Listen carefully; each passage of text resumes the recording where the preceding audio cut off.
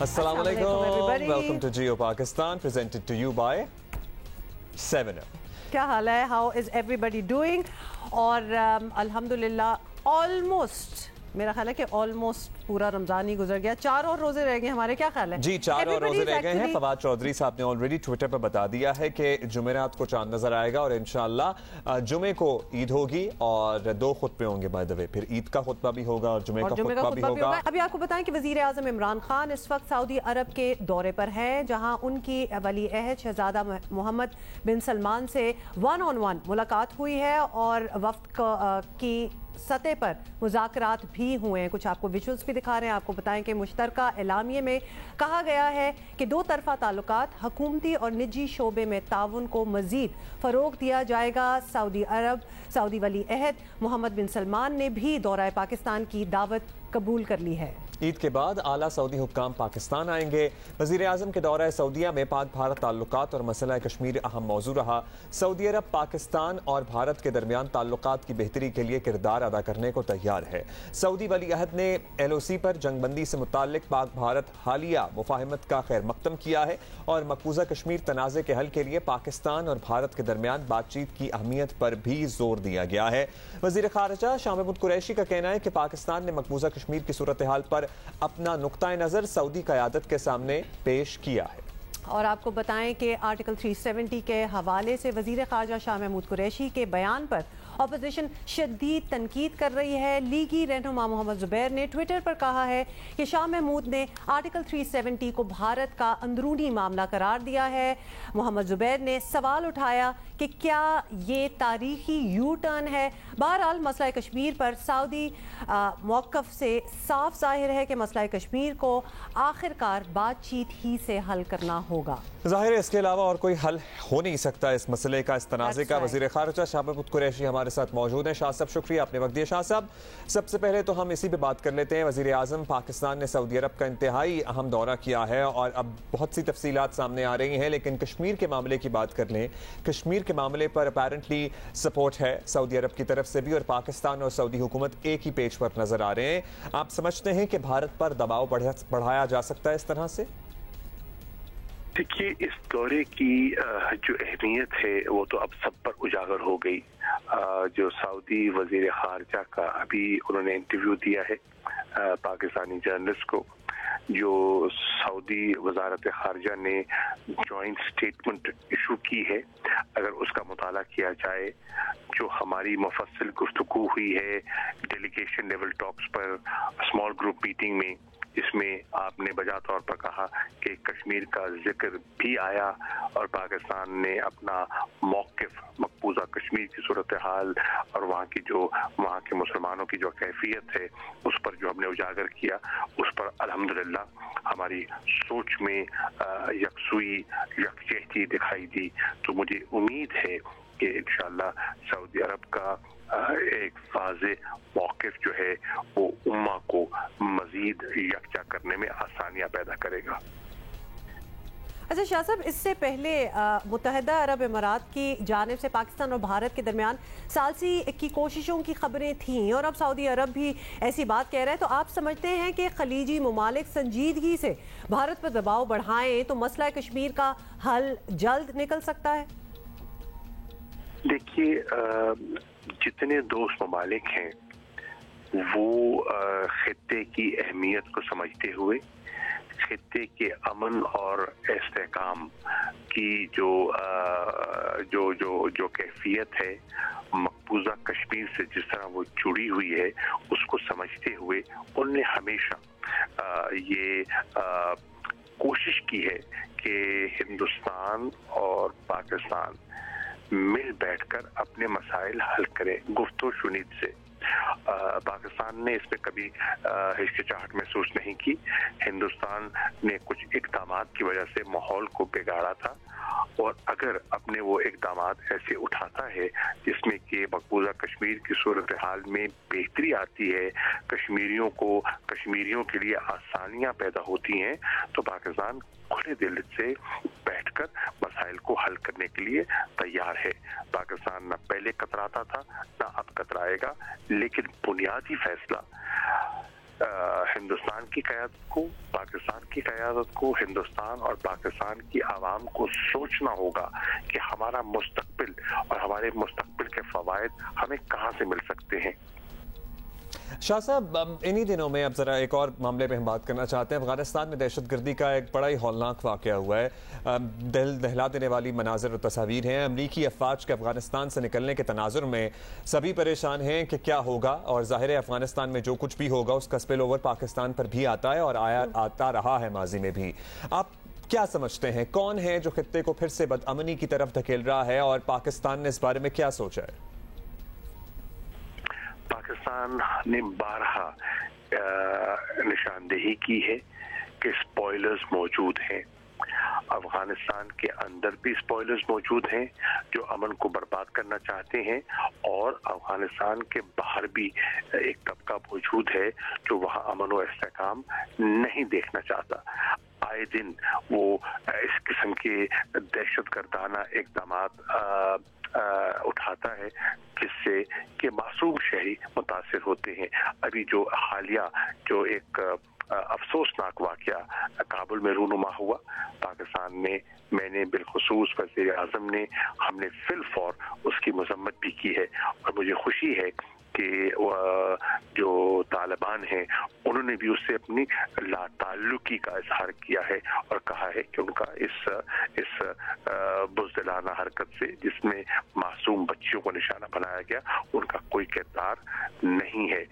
बिल्कुल वहाँ ऐसी कुव्वतें हैं दाइश की शक्ल में, और जो नहीं चाहेंगी ये बात आगे बढ़े, लेकिन इंशाअल्लाह हमने हिम्मत नहीं हारनी और मिलकर इनका मुकाबला करना है, एक्सट्रीमिज्म को रिवर्स करना है और टेररिज्म को शिकस्त देनी है।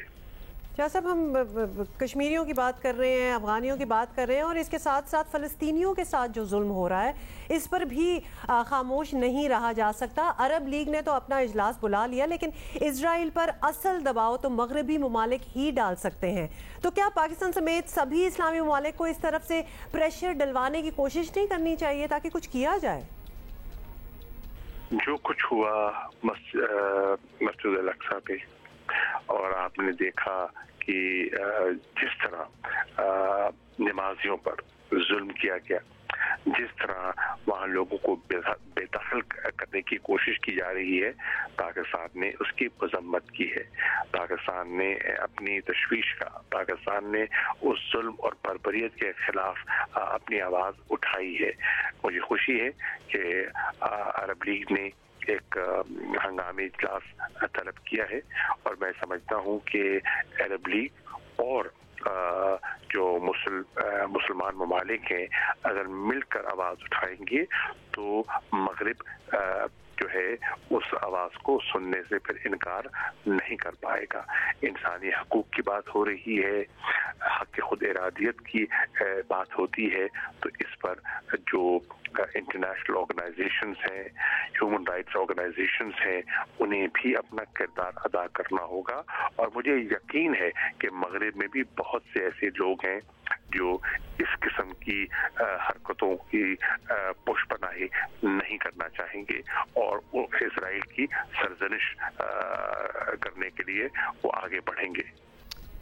बहुत बहुत शुक्रिया शाह महमूद कुरैशी साहब हमसे बात करने का। और वाकई प्रेशर तो बहुत ही इश्यूज़ पे डलना चाहिए। कश्मीरियों की अगर हम बात कर लें, लॉन्ग टाइम कमिंग, और अब जो कल ही फ़लस्तीनियों के साथ हुआ है, जो कि काफ़ी अरसे से उनके साथ भी जुल्म ही हो रहा है, लेकिन फ्रेश वायलेंस जो हम अफ़गानिस्तान में देख रहे हैं, फ़लस्तीनियों के अगेंस्ट देख रहे हैं, and then Kashmiris as well, something really needs to be done. Pakistan इसकी पहल कर सकता है होपफुली। 24 घंटों के दौरान मजीद 118 अफराद कोरोना से इंतकाल कर गए हैं। 3785 नए केसेस सामने आए हैं। कोरोना मरीजों की तादाद के हवाले से पाकिस्तान 29वें नंबर पर आ गया है। तो situation is still not encouraging is at the same time। अब ये बता दें कि हम जब ये बात करते हैं कि पॉजिटिविटी रेट कुछ कम हो रहा है, वहीं डेथ्स अभी तक ट्रिपल डिजिट में मौजूद है। एब्सोल्युटली। देखिए, ये लॉकडाउन सिचुएशन, ये सब कुछ किस वजह से हो रहा है, आपको पता है कि क्या हो रहा है, और हम आपको साथ साथ लम्हा ब लम्हा इन्फॉर्म्ड भी रखते हैं। कोरोना केसेस बढ़ने पर तालीमी इदारों की छुट्टियों में मज़ीद इजाफा कर दिया गया। आपको ये भी पता है NCOC ने तालीमी इदारे अब 23 मई तक बंद रखने का ऐलान कर दिया है और इससे पहले 17 मई तक तालीमी इदारे बंद रखने का फैसला किया गया था, विच मीन्स कि जब रिव्यू किया जाता है तो आप सिचुएशन इतनी बुरी नज़र आती है कि आगे छुट्टियां कर दी जाती हैं। So things are not looking very good right now. तालीमी इदारे खुलवाने से मुतालिक 18 मई को इजलास में सूरत हाल का दोबारा जायज़ा लिया जाएगा। मुकम्मल लॉकडाउन के बावजूद अवाम कोरोना पाबंदियों को संजीदा लेते नज़र नहीं आ रहे। इसीलिए अब्दुल्ला, जब मैं कह रही थी ना मुझे वो खाली खाली सड़कें अच्छी लग रही थी, दैट वाज ओनली बिकॉज हमें पता है कि क्या सिचुएशन है। ये आम दिन नहीं है, ये कोविड के दिन हैं और उसमें खाली ही होना चाहिए सारा निज़ाम। वज़ीर तालीम सिंध सईद गनी हमारे साथ मौजूद हैं, उनसे बात करते हैं। गनी साहब, कोरोना का फैलाव ज़ाहिर रोकने के लिए हुकूमत ने बड़े लॉकडाउन का ऐलान कर रखा है जो बाकायदा आज से शुरू हो गया है। माजी में हम देख चुके हैं कि इस तरह के लॉकडाउन में फ़र्क तो पड़ता था नंबर्स और पॉजिटिविटी केसेस में, रेट्स में। उम्मीद रखें कि इस बार भी केसेस फैलने की रफ्तार कम होगी। आपकी ज़ाहिर एक्सपर्ट्स वगैरह से भी गाहे बगाहे बात होती रहती होगी। जाहिर है कोविड को फैलने से रोकने का फायदा तो यही है कि आपस में जो राब्ता होता है, मुलाकातें होती हैं, उसको अटेंड किया जाए, उसको कम किया जाए। और ये सारी एक्टिविटीज़ जो बंद की गई हुकूमत की जाने से, उसका मकसद ये है कि लोग जो बड़ी तादाद में मुख्तलिफ मकामात पर इकट्ठे होते हैं उसको कम करें। तो उम्मीद तो है कि अगर ये अगले 5-6 दिन तक, 7 दिन तक जो पाबंदियाँ रहती हैं, एक्टिविटीज़ कम होती हैं, तो उससे कुछ फर्क ज़रूर पड़ेगा। लेकिन एक और चीज़ भी है कि ईद उल फितर के मौके पर ईद की नमाज के इज्तिमात बड़े होते हैं, उसमें भी मैं समझता हूँ कि शहरियों को थोड़ा सा एहतियात करना होगा। और 130 पर अगर अमल दरामद करेंगे तो जो इकदाम हुकूमत कर रही है उसके कोई पॉजिटिव जो है नतीजा आ सकते हैं। लेकिन अगर हमने इसके दिनों में भी कुछ लापरवाही की तो मैं समझता हूँ कि जो फवायद आने चाहिए इन छुट्टियों के, वो शायद नहीं आएंगे। अच्छा गनी साहब, ये भी बताएं कि लॉकडाउन के साथ साथ तालीमी इदारों की बंदिश का दौरानिया भी बढ़ाया गया है, तो सिंध हुकूमत भी इसके हक में है। मजीद कब तक तालीमी इदारे बंद रखना चाहेंगे, कुछ आप लोगों ने सोचा होगा इस बारे में? देखिए, अभी फिलहाल अगर हम जो शरह है इन्फेक्शन की वो देखें तो अच्छी खासी है। पिछले एक हफ्ते की अगर मिला लें जो लास्ट वीक गुजरा है, उसमें कराची में 11% के करीब है और हैदराबाद 13% के करीब है। और मजमूई तौर पर पूरे सूबा सिंध की जो है वो शरह तकरीबन 6.8% है। तो ये ज़ाहिर है कि इस तरह की नहीं है कि हम इत्मीनान कर सकें। जो स्कूल बंद करने की बात हुई थी या तालीमी इदारों को बंद करने की बात, तो 17 मई तक तो वैसे ही हमने किया हुआ है। लेकिन अभी छुट्टियां हैं, हम उसमें रिव्यू करेंगे, देखेंगे। और अगर शरह यही रहती है तो यकीनन जो स्कूल के क्लोजर की डेट बढ़ाई गई है, हम भी उसी पर जाएंगे। अच्छा गनी साहब, तालीमी इदारों की बंदिश के साथ ये मसला भी आ जाता है कि सिलेबस कैसे पूरा होगा। इम्तहानात की तैयारी, फिर इम्तहानात का एक और इससे पहले ही क्राइसिस था जिसको फिर किसी न किसी तरह टैकल किया गया, और फिर ये शुकूक के इम्तहानात होंगे नहीं होंगे।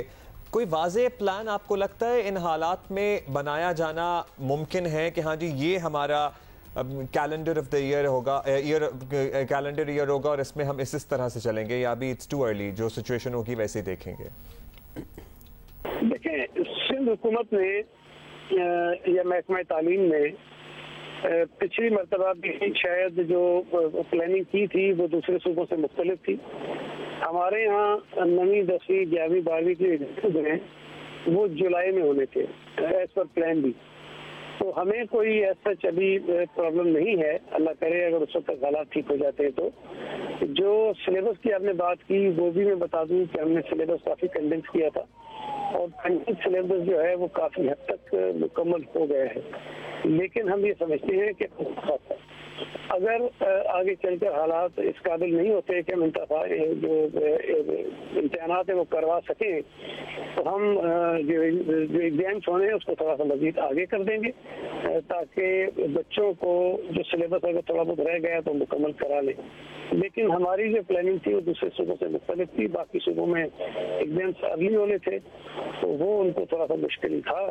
لیکن ہم نے ابھی جو لاسٹ میٹنگ ہوئی تھی شفقت محمد صاحب نے جو کی تھی اس میں کچھ چیزیں سامنے آئی تھی, تو اس پر ہم نے اپنے جو بورڈز کے چیئرمین ہیں ان کو یہ ٹاسک دیا ہے کہ وہ ایک میٹنگ کریں اور پھر اپنی جو ریکمنڈیشنز ہیں ان بدلتے ہوئے حالات کے مطابق وہ ڈپارٹمنٹ کو پیش کریں. تھینک یو غنی صاحب. لیٹس سی کیا ہوتا ہے. ظاہر ہے اٹس ٹو ارلی ٹو سے اینڈ کنفرم اینی تھنگ.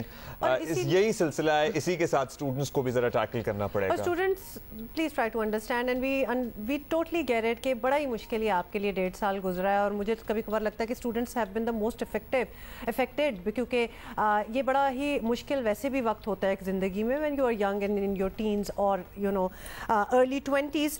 کیا ہو سکتا ہے, پوری دنیا is going through the same thing. ہم لے رہے ہیں ایک چھوٹی سی بریک, کچھ دیر میں واپس آتے ہیں.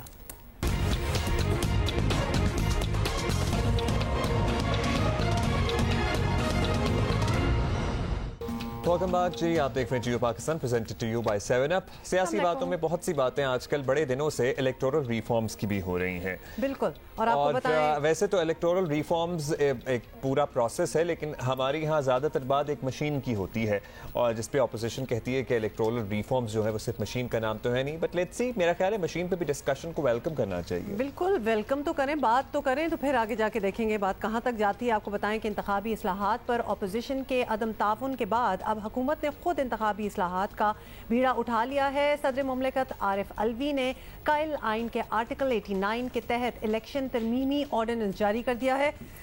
سیکشن 94(1) میں ترمیم کے بعد سمندر پار پاکستانیوں کو ووٹ کا حق دے دیا گیا ہے, جو کہ تحریک انصاف کا دیرینہ مطالبہ رہا ہے.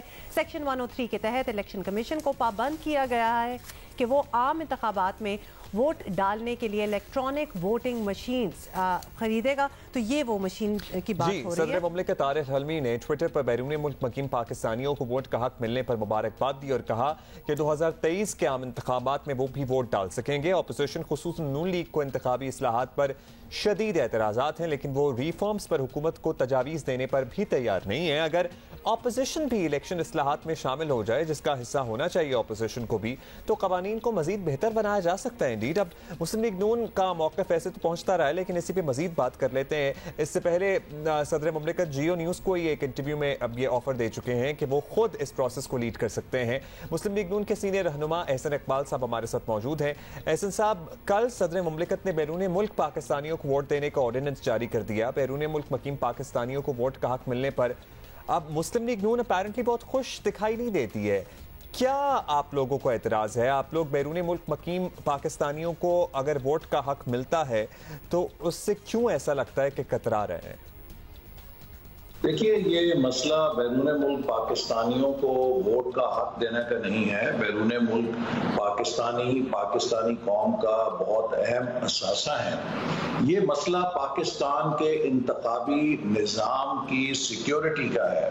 اگر امریکہ جیسا ملک محفوظ نہیں ہے تو پاکستان تو بہت چھوٹا ملک ہے, اور اگر کل کو ہمارے ملک کے اندر غیر ملکی ایجنسیاں یا غیر ملکی طاقتیں آن لائن ہیکنگ کے ذریعے ہمارے انتخابی نظام کو سیبوٹاج کریں یا اس پر اثر انداز ہوں, تو پورے انتخابی عمل کی جو شفافیت ہے اور جو اس کی ساکھ ہے اس پر بہت بڑا سوال ہو جائے گا, اور غیر ملکی مداخلت کا دروازہ شروع ہو جائے گا. لہذا بجائے اس کو اجلت میں کرنے کے, جیسے حکومت بلڈوز کر رہی ہے, ہم نے بارہا کہا ہے کہ تمام پولیٹیکل پارٹیز کو بلایا جائے, انفارمیشن ٹیکنالوجی اور کمپیوٹر ٹیکنالوجی کے ایکسپرٹس کو بلایا جائے, اور جو بھی فیصلہ کیا جائے وہ ملک کے انتخابی نظام کی شفافیت اور اس کی کریڈیبلٹی کو برقرار رکھتے ہوئے کیا جائے. کوئی ایسا کام نہ کیا جائے جس سے ہم ایک ایسا دروازہ کھول دیں جس سے ہمیشہ کے لیے نئے تنازعات اور غیر ملکی مداخلت کے دروازے کھل جائیں. بالکل ٹھیک ہے حسن صاحب, لیکن اب کرنا کیا ہے, کیونکہ الیکشن کمیشن کو بھی پابند کیا گیا ہے کہ وہ عام انتخابات میں ووٹ ڈالنے کے لیے الیکٹرانک ووٹنگ مشینز جو ہیں وہ خریدے گا. مسلم لیگ نون پہلے دن سے ای وی ایم کے حق میں نہیں, حکومت تو جو چاہتی ہے وہ کر لیں گے آبویسلی. تو آپ نے کیا سوچا ہے کہ کیا کرنا ہے؟ دیکھیے حکومت بلا وجہ پورے انتخابی نظام کو یک طرفہ یونیلیٹرل کارروائیوں سے متنازع کر رہی ہے. انتخابی نظام کے اندر صرف حکومت سٹیک ہولڈر نہیں ہے, سب سے بڑا stakeholder election commission of Pakistan ہے, جس کی آئینی ذمہ داری ہے کہ اس نے آزاد منصفانہ الیکشن کرنا ہے. دوسرے نمبر پہ وہ تمام پولیٹیکل پارٹیز ہیں جو انتخابی نظام میں شریک ہوتی ہیں, اور ہم نے بارہا کہا ہے کہ حکومت کی جو بھی تجویز ہے وہ الیکشن کمیشن کو دے, اور الیکشن کمیشن تمام سیاسی جماعتوں کو اور ماہرین کو بلا کر اس پر قومی اتفاق رائے پیدا کرے. لیکن لگتا ہے کہ حکومت جو کہ 8 ضمنی الیکشن پے در پہ ہار چکی ہے, اب وہ چاہتی ہے کہ اگلے الیکشن میں اپنی ڈوبتی ہوئی کشتی کو بچانے کے لیے الیکٹرانک ووٹنگ کے نام پہ دھاندلی کا کوئی نیا منصوبہ رائج کرے, جس سے وہ کوئی الیکشن چرانے کا نیا راستہ نکال سکے. میں سمجھتا ہوں کہ اس طرح کی یک طرفہ کارروائیوں سے مزید شبہ مل رہا ہے کہ حکومت کسی دھاندلی کے منصوبے پر عمل پیرا ہے, چونکہ وہ نہیں چاہتی کہ لوگوں کے ساتھ, دیگر سٹیک ہولڈرز کے ساتھ اسے شیئر کیا جائے اور اس پر کوئی کسی قسم کا قومی اتفاق رائے ہو. اب آپ کہہ رہے ہیں کہ حکومت یونیلیٹرلی کر رہی ہے, تو اس کے لیے ظاہر ہے وہ بار بار آپ کو دعوت بھی دے رہے ہیں, اپوزیشن آئے بات کرے, بات کرنے کے بغیر تو مسئلہ حل نہیں ہوگا. اینڈ کہہ رہے ہیں جسٹ پوائنٹ آؤٹ, ابھی ہم نے ضمنی انتخاب میں بھی دکھا رہے تھے وہ سارے ڈبے سے ووٹس نکال کے وہ پیپرز کی گنتی, یہ بہت پرانی باتیں ہو چکی ہیں. اور دونوں سسٹم ظاہر ہے ساتھ ساتھ بھی چل سکتے ہیں, because you can always counter check with the paper foil. Ahsan صاحب, ابھی ہم ضمنی انتخاب کی ہمارے بات کر ہی دی ہے, تو NA 249 کراچی میں دوبارہ گنتی پہ پیپلز پارٹی کے امیدوار مندوخیل صاحب کے ووٹ اور بڑھ گئے, مفتاح اسماعیل کے اور کم ہو گئے. اب کیا سوچا ہے, نتیجہ قبول کریں گے یا پھر مزید آگے اسے چیلنج کریں گے, ٹرائیبیونل میں جائیں گے؟ اس بارے میں ڈسکشن ہوئی ہے پارٹی میں. دیکھیے جو NA 249 کا ری کاؤنٹنگ شروع ہوئی تو ہم نے اسی وقت الیکشن کمیشن کو تحریری طور پہ اپنے اعتراضات داخل کرا دیے تھے کہ جب ری کاؤنٹنگ کے لیے اس کے پیکٹس لائے گئے ووٹس کے تو ان کی سیلیں ٹوٹی ہوئی تھیں. اس کا صاف ظاہر ہے کہ جو ریکارڈ تھا وہ ٹیمپر ہوا تھا, اور یہ ٹیمپر کس نے کیا اور کیوں کر ہوا, یہ الیکشن کمیشن کی ذمہ داری ہے کہ اس کی تہہ تک پہنچے. تھینک یو احسن اقبال صاحب. آپ کہہ رہے ہیں پیکٹس لائے گئے اور سیلیں ٹوٹی ہوئی تھیں. مریم اورنگزیب جو کہ ترجمان ہے مسلم لیگ نون کی, انہوں نے جیو نیوز کے ہی ایک پروگرام میں کہا تھا کہ ایک تھیلے کی سیل ٹوٹی ہوئی تھی, اور اس پہ ویسے الیکشن کمیشن کا بھی موقف سامنے آ چکا ہے. سو اور ان سے کیٹیگوریکلی پوچھا گیا تھا تھیلے, تو انہوں نے کہا تھا نہیں جی میں نے تھیلے نہیں کہا, ایک تھیلے کی بات ہو رہی ہے. آپ پھر دوبارہ سے تھیلوں اور سیلوں کی بات کر رہے ہیں. وہ سیلوں تھیلے, پھر وہ لگتا ہے کہ پورا نظام ہی اس طرح ہوا ہے, آلدو ایک ہی ہوا تھا, بٹ اسٹل وہ بھی اور ایک بھی الیکشن کمیشن نے کہا تھا کہ نہیں ہوا تھا. اچھا اوکے جی, مسلم لیگ نون کا ہم نے موقف لیا. Let's move to Pakistan Peoples Party. رہنما پیپلز پارٹی شہری رحمان ہمارے ساتھ ہیں, بہت بہت شکریہ. آپ اب تو شہری صاحبہ آرڈیننس آ گیا ہے, اوورسیز پاکستانیوں کو ووٹنگ کا حق مل رہا ہے اور الیکٹرانک ووٹنگ مشینیں بھی آ رہی ہیں. پیپلز پارٹی کو اس طرح کی انتخابی اصلاحات پر کوئی اعتراض تو نہیں؟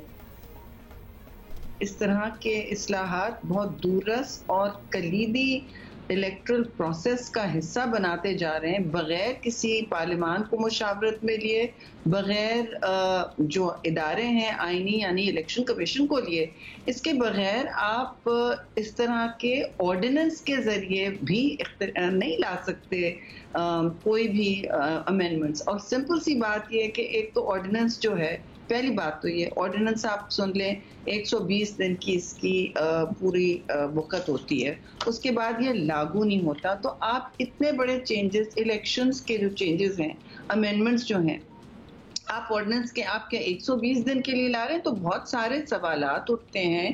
یہ کانسٹیٹیوشن کے مترادف ہو سکتا ہے اور چیلنج ہو سکتا ہے سپریم کورٹس میں, عدالتوں میں. تو یہ اجلت میں اونے پونے کس لیے اتنی تیزی میں یہ الیکٹرانک ووٹنگ جو دنیا میں متنازع ہو چکی ہے, جو بھارت میں بھی 36 سال میں پوری نہیں ہو پائی, تو آپ کیسے ایک سال میں کر لیں گے؟ اور آپ کہنا کیا چاہ رہے ہیں کہ 120 دن سے پہلے آپ کی, ہمیں تو نظر آ رہا ہے کہ آپ کی الٹی گنتی شروع ہو گئی ہے حکومت کی, لیکن آپ کیا میسج دے رہے ہیں کہ بجائے اس کی کہ آپ اس وقت وینٹیلیٹر پر فوکس کریں, ویکسینیشن پر فوکس کریں, آپ اس وقت الیکٹرانک ووٹنگ مشین پر فوکس کریں جس کی پارلیمان نے منظوری نہیں دی ہے آپ کو. शायरी साहबा, आपके ये एतराज़ात तो हम तक पहुँच गए, फ़िलहाल आई होप कि हुकूमत तक भी पहुँचे होंगे और आप लोग का बातचीत भी चल रही होगी, लेकिन फ़िलहाल तो ये ऑर्डिनेंस की शक्ल में है जिस पर ज़ाहिर है कि कानून साजी जैसे आपने बताया कि करना होगी अगर इसको वाकई लागू करना है लेटर फॉर द इलेक्शंस। तो अगले आम इंतखाबात के लिए इस ऑर्डिनेंस की कानूनी हैसियत क्या देख रही हैं आप, अगर इस बारे में हमें अपडेट कर सकें तो? अगले इंतखाबात अगर आप समझें कि इस वक्त तो 2023 में है, मगर जो सूरत हाल नज़र आ रही है, जो असेंबलीज का हाल है, जो इनके अपनी मेजॉरिटी जो है इतनी चैलेंज हो चुकी है, जब हम सेनेट इलेक्शंस हो चुके हैं वहाँ उनकी शिकस्त हो चुकी है, फिर उसके बाद इनके अपने फॉरवर्ड ब्लॉक्स इतने बन चुके हैं, चाहे वो पंजाब हो, चाहे वो बलूचिस्तान की सूरत हो, चाहे ये नेशनल असेंबली में इनका हाल हो, तो हर जगह ये शिकस्त का सामना कर रहे हैं, फॉरवर्ड ब्लॉक्स का सामना कर रहे हैं और पूरी हुकूमत इनकी की जड़ें हिली हुई हैं। इस सूरत हाल में शायद इनको भी नविश्ता दीवार नजर आ रही है और वो कह रहे हैं कि हमारे इलेक्शंस जल्दी हो जाएं, लेकिन ये चैलेंज हो जाएंगे, इनकी कोई आईनी हैसियत नहीं होगी। ऑर्डिनेंस के जरिए आप इलेक्शन अमेंडमेंट्स नहीं ला सकते। फिर आप कह दें कि आप मार्शल लॉ की हुकूमत बन गए, फिर आप कह दें कि आप किसी भी हरबे को बेसाखी बना के आगे बढ़ना चाहते हैं और किसी भी हद पार कर सकते हैं आप। बिल्कुल, आपने बड़े एग्जाम्पल्स दिए हैं शायरी साहिबा, लेकिन कुछ तो करना होगा क्योंकि इस पूरे अमल में हुकूमत की कोशिश रही कि अपोजिशन पार्टियां उनके साथ बैठें, अपने मशवरे दें, लेकिन आप लोगों ने ताबून ही नहीं किया। तो अब इस मरहले पर आप तनकीद करें तो क्या ये जायज़ है? कोई पॉजिटिव सजेशन दे दें। अगर कोई ठोस और मुकम्मल तौर पे मजबूत और होशमंदी से अमल हो रहा होता, जिसमें पार्लियामान ने इलेक्शन एक्ट जैसे सीरियस मसले पर डिबेट और तरामीम लानी होती, जिस पर बहुत काम पहले भी हो चुका है, हमने बहुत कमर तोड़ के काम किया हुआ है, साल साल काम किए, कौन सी जमहूरी पार्टी इस पर काम नहीं करती? आप मुझे बताएं। इनके हमें कतन नजर नहीं आ रहे हैं कोई तेवर के ये, या कोई इनकी मंसूबा नहीं था कि ये एक्चुअली ये सूरत हाल में लाएं पार्लियामान को जहां ये एक्चुअली काम कर सकें। इस वक्त तो उन्होंने ताले डगाए हुए हैं, किसी भी लेजिस्लेशन पे हर काम ये ऑर्डिनेंस के जरिए कर रहे हैं। वो ऑर्डिनेंसेस ले भी नहीं करते, गैर कानूनी काम कर रहे हैं, गैर आईनी काम कर रहे हैं। तो इनकी जिसे कहते हैं ना, एतमाद खो चुका है। पार्लियामान में कानून साजी एतमाद की बुनियाद पे, नंबर्स की बुनियाद पे, दो चीज़ों पर होती है, और इनके पास ना एतमाद है इस वक्त और इनके नंबर्स भी हिले हुए हैं, तो ये ऑर्डिनेंस के जरिए काम कर रहे हैं। अगर ये सीरियस होते तो प्राइम मिनिस्टर मीटिंग बुलाएं सबकी, प्राइम मिनिस्टर बिठाएं सबको अपने साथ, लेकिन अब ये अपनी साख खो चुके हैं ना। थैंक यू शायरी रहमान साहिबा। अब दोनों अपोजिशन जमातों का हमने मौक़िफ़ सुन लिया, दोनों को तहफ़्फ़ुज़ात हैं। हुकूमत को सोचना होगा कि इस सिलसिले में किस तरह से तमाम अपोजिशन जमातों को ऑन बोर्ड लिया जा सकता है। आई गेस अल्टीमेटली अगर सारे मिल के बैठें तो इस प्रोसेस को, देखिए एक बात तो तय है कि इलेक्टोरल प्रोसेस को बेहतर तो करना है, बेहतर तो करना है, एवरीबडी एग्रीज ऑन दैट। तो फिर मेरा ख्याल है बैठना चाहिए और फिर इस बारे में बात करनी चाहिए। जो भी ऑपोजिशन के रिजर्वेशंस हैं उन आर्ग्यूमेंट्स में भी वजन है और हुकूमत के अपने आर्ग्यूमेंट्स हैं, तो उन दोनों को सबको मिलकर बैठ के बात करनी चाहिए। अच्छा जी, ब्रेक भी ले रहे हैं and you are watching Geo Pakistan, brought to you by 7 Up।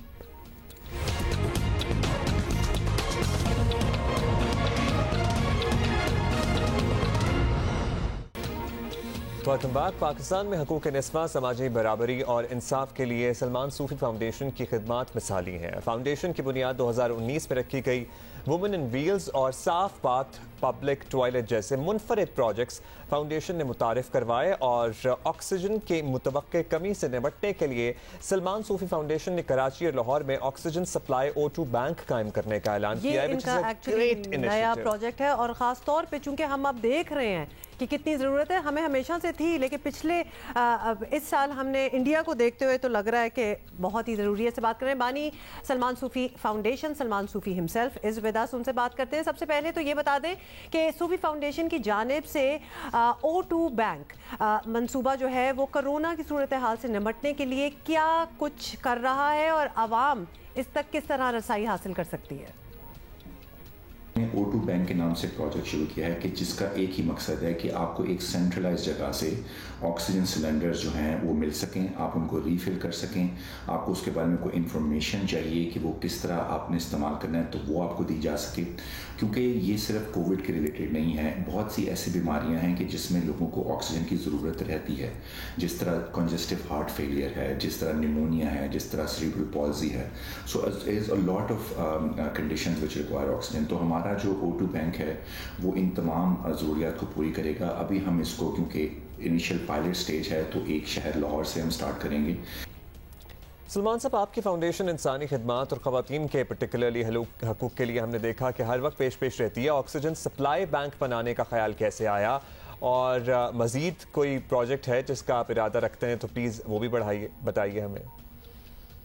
Corona के ख़िलाफ़ जंग के अंदर वैक्सीन जहाँ पे एक डिटरेंट है, लेकिन उसको सरवाइव करने के लिए अगर खुदा ना खास्ता आपको हो जाए तो सिर्फ एक चीज़ है जो आपके काम आती है, आपकी लंग्स को, आपकी बॉडी को रिकवर करने के लिए जो हेल्प करती है वो है ऑक्सीजन। लेकिन अनफॉर्चुनेटली कोई ऐसा सिस्टम मौजूद ही नहीं था कि जिसमें आप ऑक्सीजन को एक अच्छे तरीके से ले सकें, और ख़ास तौर पे एक ऐसा इशू आ रहा था कि लोग अनफॉर्चुनेटली ऑक्सीजन की ज़ख़ीरा अंदोज़ी कर रहे थे। 5000 का सिलेंडर 10,000 में, 10,000 का सिलेंडर 20,000 में दिया जा रहा था, जो कि एक अनएक्सेप्टेबल बात थी। तो इसीलिए हमारे ज़हन में ख्याल आया कि क्यों ना हम अपनी O2 बैंक के जो प्रोजेक्ट है उसको लेके चलें और उसको एक परमानेंट सोल्यूशन बना दें कि खुदा न खास्ता कभी भी कोई इस तरह का वाक़या हो, कभी भी कोई इस तरह के वबा आए, कोई भी और भी कोई सिचुएशन हो जिसमें ऑक्सीजन दरकार हो आपको, तो आप एक कॉल करें, आपको बता दिया जाए कि आप कहाँ से ले सकते हैं, बजाय इसके कि आप व्हाट्सएप पे मैसेजेस फॉरवर्ड कर रहे हैं, आप ट्विटर पे मैसेजेस फॉरवर्ड कर रहे हैं। जी सलमान, एक ऐसी जी सलमान, ये भी बता दें कि सिलेंडर्स और गैस की कीमत में इजाफा होने की सूरत में फाउंडेशन अपनी शरह को कैसे एक सतह पर रखेगी? अवाम और हुकूमत की तरफ से क्या मदद चाहिए होगी आपको? O2 बैंक का भी हमारा मोडस ऑपरेंडी यही होगा कि हम जो मार्केट रेट से जो हमें ऑक्सीजन मिल रही है हम उसी रेट के ऊपर आगे कस्टमर को दें, और उसके अलावा हमारे जो अपने कॉन्सनट्रेटर्स जिनकी हम कोशिश कर रहे हैं कि हमें कॉन्सनट्रेटर्स मिल सकें, तो हम अपनी ऑक्सीजन जब खुद प्रोड्यूस कर सकेंगे तो हम उससे भी कम रेट पर लोगों को वो प्रोवाइड कर सकें। और मैं आपके प्रोग्राम के तवस्सुत से ये रिक्वेस्ट करूँगा कि हमारा जो फाउंडेशन सूफी का ट्विटर हैंडल है, Once again, you have come up with an excellent plan and idea, और यकीनन आप सक्सेसफुल होंगे इंशाल्लाह। सलमान सूफी हमारे साथ है। We're going to see you inshallah tomorrow.